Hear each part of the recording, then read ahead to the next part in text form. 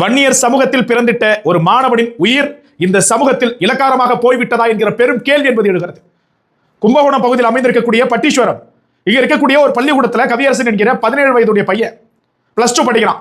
அந்த பள்ளிக்கூடத்தில் படிக்கக்கூடிய 11ஆம் வகுப்பு மாணவர்கள் 15 பேர் கொண்ட கும்பலால மிக கொடூரமான முறையில் தாக்கப்பட்டு அந்த பையனுடைய தலையில் அடிபட்டு அந்த பையன் இறந்துட்டான்.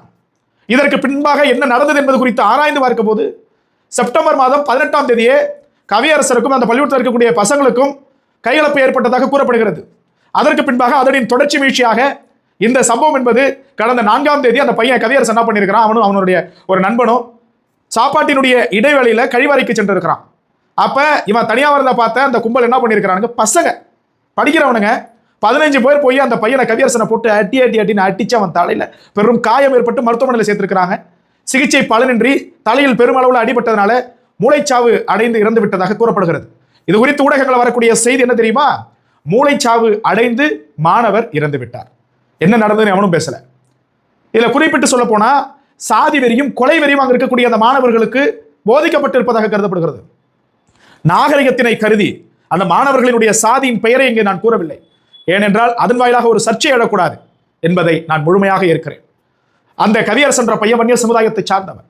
ஆனால் அவனை அடித்தவர்கள் பலரும் பல்வேறு சமூகத்தை சார்ந்தவர்கள் என்று சொல்லப்படுகிறது. சாதியின் பெயரால் இந்த சம்பவம் அரங்கேற்றப்பட்டிருக்கலாம் என்கிற ஒரு கோணத்தில் இந்த பார்வை பார்க்கப்படுகிறது. ஒரு விஷயம் என்ன தெரியுமா, ஒரு மாணவன் இறந்துட்டான். சொல்லுவாரு சிஸ்டத்தை பின்பற்றுகடான்னு சொன்னனே, அவனை கேட்டானான்னு சொல்லிட்டு ஒப்பாரி ஓலம் நாடகம் விடக்கூடிய அந்த அமைச்சர் ஏன் அந்த பகுதிக்கு போல இறந்து போனவன் ஒரு வன்னியர் என்பதனாலா? ஏன் இந்த இடத்துல அந்த பையனை சாதி பேரை சொல்றீங்கன்னு பல பேர் கேட்கலாம். வேற என்ன சொல்றதுங்க?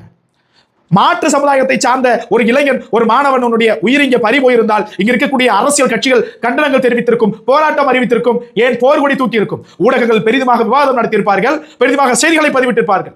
ஆனால் இறந்து போனது ஒரு வன்னியர் சமுதாயத்தை சார்ந்த இளைஞனுடைய சிறுவனுடைய உயிர் என்பதால் ஒன்றும் நடக்கல. ஒரு காணொளி வரல, செய்தி ஊடகங்களை பெரிதா ஒரு செய்தித்தாள்ல வரல. அரசியல் கட்சிகள் பலரும் மௌனம் காத்துக் கொண்டிருக்கிறார்கள். ஒன்றை இந்த வன்னியினம் தெளிவாக புரிந்து கொள்ள வேண்டும். இந்த சமூகத்தில் பிறந்தட்டு நீ பிற இனத்தவர்களுக்கு இளிச்சவாய் என்பதை மறந்துடாத மாதிரி அப்படிதான் போயிட்டு இருக்குது.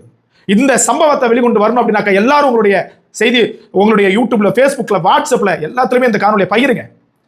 நாம் நமக்கான அடையாளம், நாம் நமக்கான ஊடகம், நாம் நமக்கான ஒரு பெரும் ஆயுதம் நம்ம கையில் இருக்கக்கூடிய தொலைபேசி மட்டும்தான்.